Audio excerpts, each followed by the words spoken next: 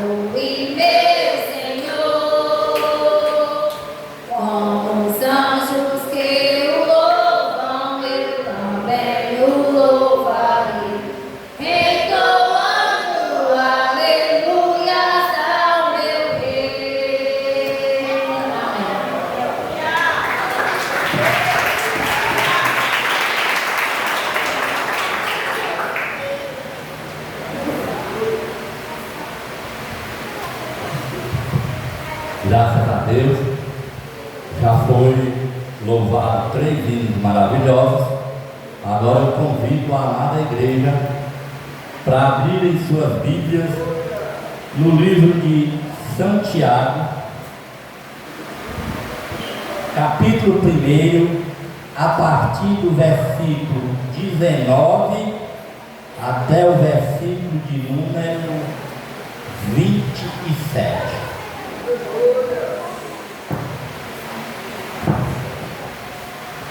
Santiago, capítulo 1, do versículo 19 até o versículo de número 27.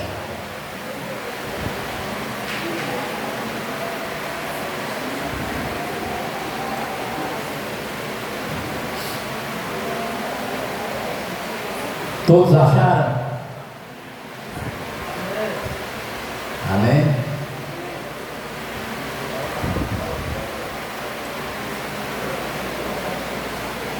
Diz assim a poderosa palavra de Deus: sabei isto, meus amados irmãos,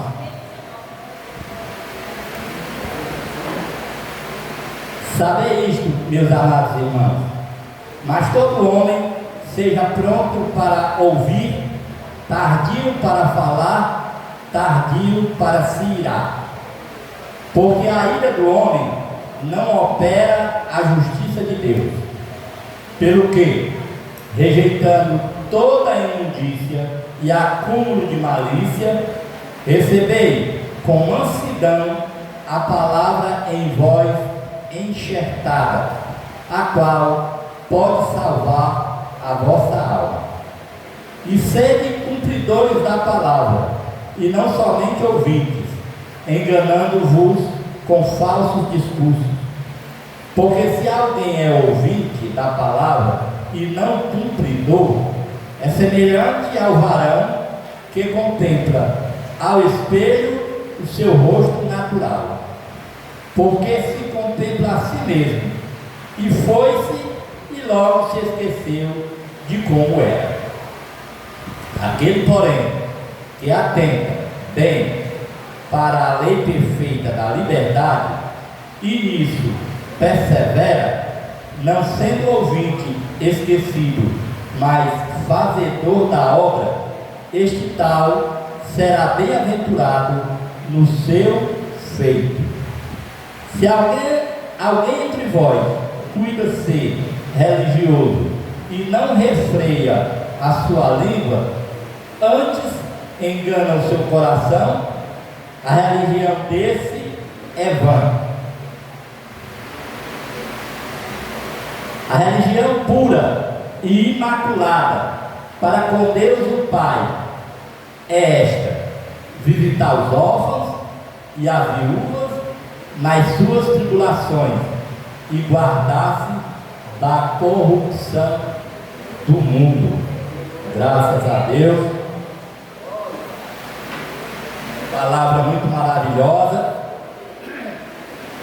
A Bíblia Sagrada nos ensina como nós devemos nos comportar como servos de Deus, né?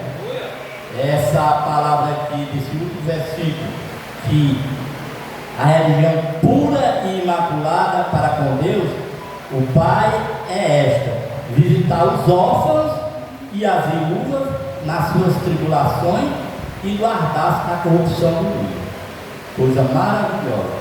Então, que venhamos guardar o ensinamento da palavra de Deus, porque ela é poderosa para nos fazer sábio e entendido e saber como nos comportar no meio de uma geração que nem todos conhecem o Senhor.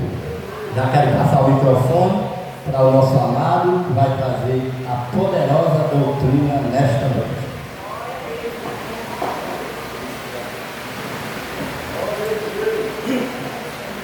Quero saudar a todos com a paz do Senhor. Sentadinhos, em nome de Jesus.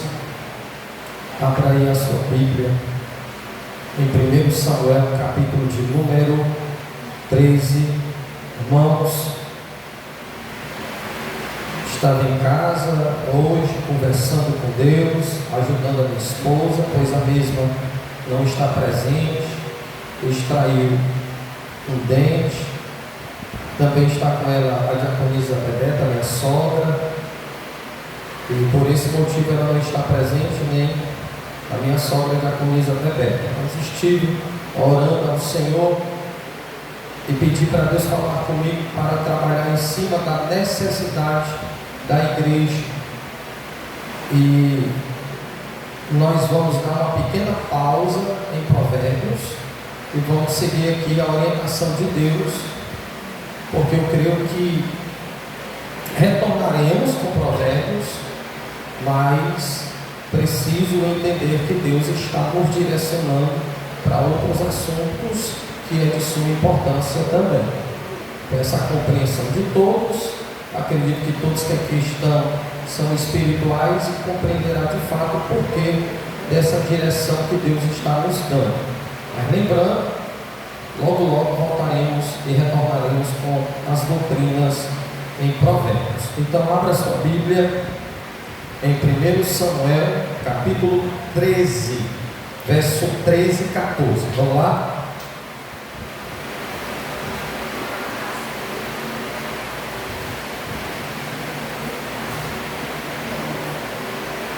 Primeiro Samuel, capítulo 13, versículo 13 e 14.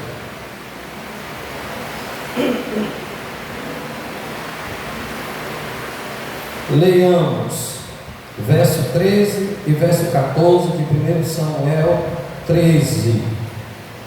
Então disse Samuel a Saul: agiste neciamente e não guardaste o mandamento que o Senhor teu Deus te ordenou, porque agora o Senhor teria confirmado o teu reino sobre Israel para sempre. Porém agora não subsistirá o teu reino. Já tem buscado o Senhor para si um homem segundo o seu coração, e já lhe tem ordenado o Senhor que seja chefe sobre o seu povo, porquanto não guardaste o que o Senhor te ordenou. Amém? Deus está reprovando quem aqui, irmãos? Deus está reprovando quem, igreja? E Deus está levantando quem? Para assumir o posto de quem? De quem? Saul, irmãos. Vamos lá. Irmãos, eu acredito que Deus fala conosco. Eu vou passar algumas terças-feiras falando só sobre liderança aqui na igreja. Pastor, mas eu não sou líder. Você que pensa. Você vai descobrir que você é um líder, ou eficiente, ou um líder ineficaz. Então, dobre a sua atenção, porque nós vamos aprender aqui algo tudo envolvendo líderes. Certo?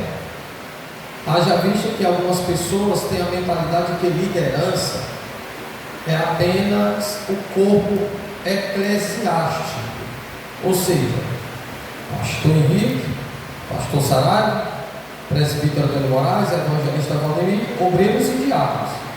A mentalidade do corpo da igreja é que a liderança da igreja é apenas aqueles que compõem o espaço eclesiástico, esses que eu acabei de citar: pastor, evangelista, presbítero, obreiros, missionários e diáconos, ou diaconisas. A gente precisa romper essa mentalidade de que apenas os que estão aqui em cima são aqueles que vão exercer a maior influência. É porque as pessoas elas têm dificuldade de ler as escrituras. E por elas terem dificuldade, principalmente os assembleanos. Assembleano gosta mais de quê? De visão, profecia, revelação, mas não gosta da revelação.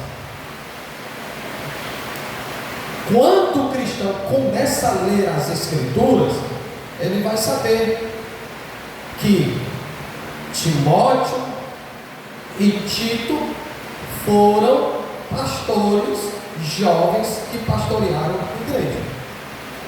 Mas se eu não estudar, se eu não pesquisar, se eu não me aprofundar, a minha mentalidade sempre será esta: não, aqueles que exercem lideranças são aqueles que estão no altar da igreja.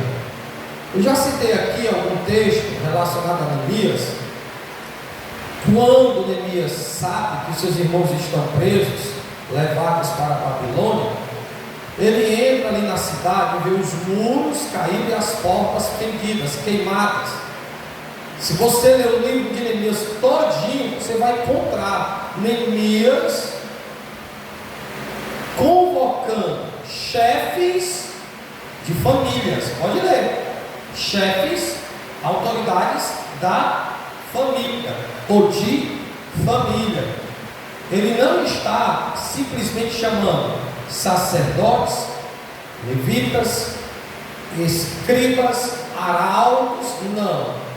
Ele vai nas casas e convoca chefes ou cabeças de famílias, porque ele entendeu que você como pai, diácono José, eu como pai, como esposo que nós somos uma autoridade dentro da família.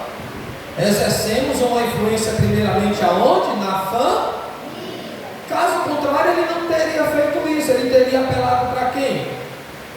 Os governantes, pastores, sacerdotes, escribas, profetas, que são os arautos.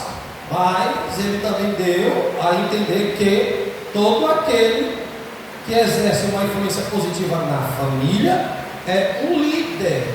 E esse líder, ele tem que entender que ele precisa exercer com eficiência essa liderança. Aonde? Dentro de casa. Então, às vezes, nós temos essa mentalidade fraca, anêmica, uma mentalidade anã, uma mentalidade igual a do coelho. O coelho é tão fraco, irmão, que se você der uns 5 cascudos com força bem aqui, ele morre, porque ele é débil, tem fragilidade na mente. Então tem crente, irmão, que é débil. Qualquer coisinha pegou na cabeça, entra, aí o cristão morre. Mas aqui não tem crente coelho não, aqui tem crente águia, tem ovelha e tem crente salvo, tá bom? Então vamos lá, quem quer ouvir a palavra, diga amém. Aqui é só uma pincelada. Vamos lá, anote o tema da doutrina: a lei da tampa. Você vai entender. Anote, a lei da tampa. Aí você coloca uma vírgula, aí você coloca competência. Anote aí, a lei da tampa, vírgula, aí coloca a palavra competência. Amém? Apaga essas duas luzes aqui, coloca aí o barril. Esse retroprojetor está um pouquinho surgindo aqui, a gente vai limpar, vai dar uma ajeitadinha nele. Cadê o barril?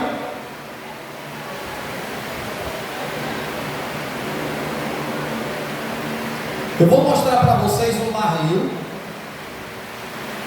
que é composto de 5 volumes e com uma tampa.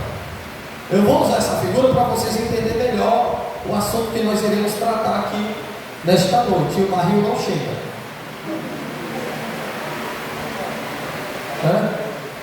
Apareceu uma Bíblia aí, melhor que o barril.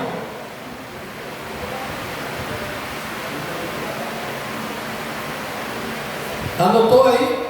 Além da tampa, vírgula, competência. Nós estaremos falando hoje aqui sobre competência. Se nós não conseguirmos concluir hoje, concluiremos terça-feira. Mas eu acredito que você vai aprender muito. Preste atenção, não durma, fique ligado. E o barril? Barril. Baixou mesmo esse negócio aí, não? Meu Deus. Pronto, antes deles colocarem aqui o barril, você anota já o primeiro ponto da doutrina. Anote. Quem vem anotar aqui, anote. Anote. A lei da tampa na vida de Saul e Davi. Anote, por favor. A lei da tampa na vida de Saul e na vida de Davi. Ou a lei da tampa em Saul e em Davi. Se você quiser contar mais, viu, Lidiane? É só colocar a lei da tampa em Saul e em Davi. Amém? E o barril? Foi? Então vamos lá. Já eles colocam aqui, aí eu vou explicar melhor. Anotou aí o primeiro item, aliás, o primeiro ponto, a lei da tampa em Saul e em Davi. Olhe para cá, por favor, preste bem atenção. Nós lemos aonde?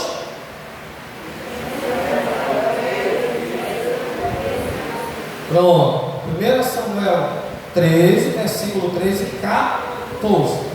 Se você analisar os textos que nós lemos, nós vamos perceber e notar nitidamente que Deus está reprovando um líder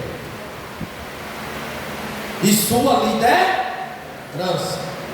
Deus, de antemão, usando a pessoa de Samuel, também líder, para reprovar a liderança de Saul.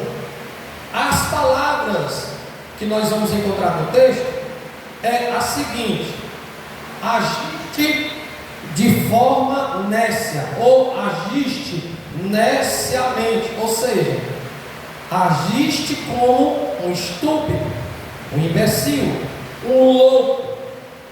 A forma com que tu agiste fez com que Deus tomasse uma atitude de levantar outro, que será seu segundo coração, e exercerá uma liderança com sucesso melhor do que a tua. Então Deus de fato está reprovando um e está já desde então levantando outro. Percebe-se bem que nos textos aqui, Deus está tomando uma atitude soberana de levantar alguém que vai agora exercer uma liderança com competência, pois o outro não agiu de forma competente. Então Deus está trabalhando aqui para agora, por meio de Davi, mostrar que a liderança de Davi, dentro de suas características, dentro de suas qualidades, ele agiria com competência e teria sucesso em seu reinado. Então vamos lá. Que é a lei da tampa? Primeiro item. Que é a lei da tampa? É uma pergunta. Preste atenção, irmão. Preste atenção. Preste atenção. Nós estamos aqui. O primeiro ponto, a lei da tampa em Saul e em Davi. E nós estaremos agora, certo, falando do primeiro item, que é a lei da tampa. Irmãos, eu quero ser mais simples possível, mas eu acredito que Deus vai levantar líderes aqui dentro. Eu acredito que Deus vai levantar líderes aqui dentro. Você que não tem noção do que é ser um líder ou uma líder, te prepara, porque Deus vai te levantar. Amém? Vamos lá. Ó o barril aqui. O barril não está muito legal não, parece comigo, mas vai. Quem está prestando atenção, diga amém. Irmãos, a gente vai ajeitar isso aqui, mas aqui é o barril. Perceba-se que nesse barril 1, 2, 3, 4, 5 níveis. E tem uma tampa lá em cima, porque realmente não dá para ver. 5 níveis e uma tampa. Tá bom? Pastor, a figura do barril quer dizer o que para nós?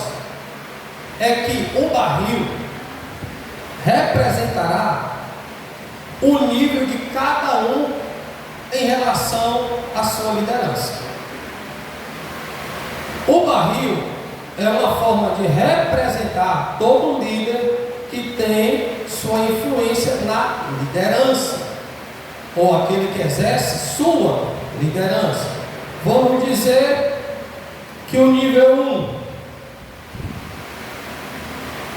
o nível 2 e o 3 são níveis que nós não podemos admitir, de certa forma, que tenhamos esses níveis. A ideia do estudo sobre liderança é que do quarto para cima, aproximando-se da tampa, essa liderança, de fato, ela exerce uma influência com mais garantia, segurança e certeza para quem está sendo liderado, pelos seus líderes. Percebe-se que aquela tampinha lá é uma forma de não permitir que nada se desgaste. A tampa é uma forma de proteger tudo aquilo que está dentro dos níveis, porque Deus não quer usar liderança nenhuma para causar desgaste. Desgaste fala de questões desnecessárias. Nós jamais poderíamos fazer uso de um barril enchendo ao ponto de transbordar e causar desperdício. Nós vamos entrar nisso aqui também, muito interessante. A pergunta é: qual é o nível que eu estou? Qual é o nível que você está, irmão? Você, João, nós obreiros, você, meu irmão, você, minha irmã. Você representa esse barril. A tampa está no limite do nível 1. A sua influência ainda não está tão positiva como deveria. A 3 está de forma regular, a segunda também. Da quarta para cima, a ideia é que nós entendemos que a liderança já está exercendo uma influência muito mais positiva do que pensamos ou imaginamos. Então, a lei da tampa diz respeito à capacidade que a pessoa tem de liderar. Vamos lá? A lei da tampa é a capacidade que a pessoa tem de liderar. Nível 1, influência negativa. Nível 2, influência fora da normalidade. Não pode. Nível 3, algo muito parecido com aquilo que é regular. Nível 4, até chegar no nível 5, entendemos que alguém está influenciando de forma positiva e não negativa, e a sua liderança está sendo um exemplo e não um mau exemplo. A liderança dentro do lar, no contexto de competência. Vamos lá, a liderança dentro do lar em termos de competência. O mais interessante é que nós temos o costume de querermos brilhar apenas em 2 horas, 2 horas e 10, 2 horas e 20 minutos dentro do culto. Até parece que nós lideramos de forma positiva, altruísta, o nosso nível está acima do imaginado, e algumas pessoas olham para nós, para mim, para você, e chegam até a acreditar que de fato nós exercemos essa liderança dentro de casa da mesma forma que nós exercemos aqui dentro da igreja.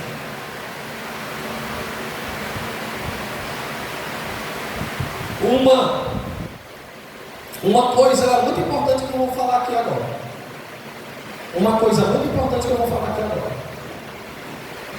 A incapacidade que eu tenho de liderar em meu lar se revelará aqui. Ela vai ser exposta aqui. De uma forma ou de outra, nós revelaremos aqui a nossa incapacidade como líder homem e como líder sendo a mulher, na ausência de exercer de forma qualitativa sua função dentro de casa. Por isso que o texto bíblico vai dizer que nós, como líderes influentes, devemos exercer essa liderança cuidando daqueles que estão dentro da nossa. Paulo vai dizer isso.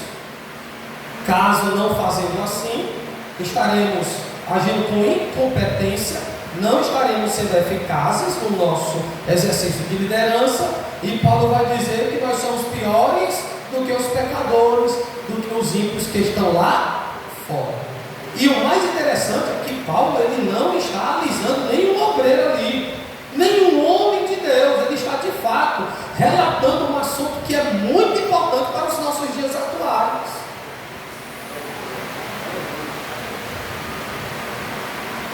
Obreiros, eu já disse aqui, eu vou dizer de novo. Irmãos, eu já disse aqui, eu vou dizer de novo.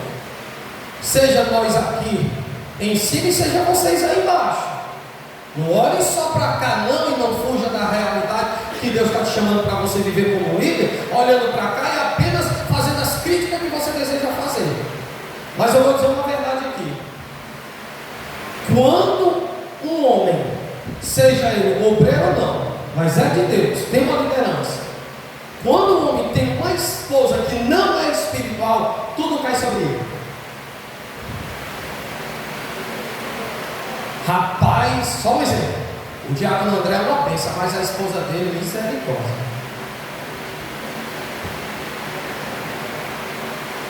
Rapaz, aquela diaconisa é uma bênção, mas o esposo dela.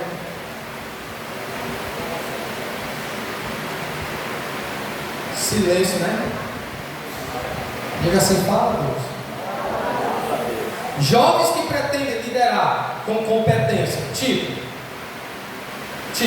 a mãe chega, a mãe é o pai. Pastor Henrique, me perdoe, mas eu não vou falar do pecado do meu filho hoje. Diga, irmão, lá dentro da igreja cospe fogo, segundo a lenda do dragão, mas em casa não vai nem sequer, não passa pano de chão, não enche a garrafa com água, não faz. Meu Deus do céu, não tem como jovem exercer liderança sobre os outros se dentro de casa ele não sabe exercer nada disso. Amém, irmãos? Amém? Olha a lei da tampa. Nós estamos trabalhando com níveis espirituais dentro do contexto da liderança. Queiramos ou não, Deus pode sim, como levantou Davi. Davi foi levantado como rei jovem. Tito, Timóteo, também jovens, lideraram igrejas, pastorearam, foram pessoas que tinham suas responsabilidades. O que diga de Sadraque, Mesaque, Abednego e Daniel, homens jovens, influentes, exerceram liderança dentro de níveis espirituais exemplares, conservando seu caráter, conservando a sua integridade e representaram de forma correta e bem o reino de Deus dentro de um contexto caótico e promissor que era o território babilônico.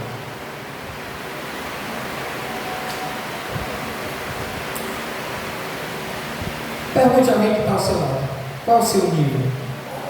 Onde está a sua tampa? Meu Deus, meu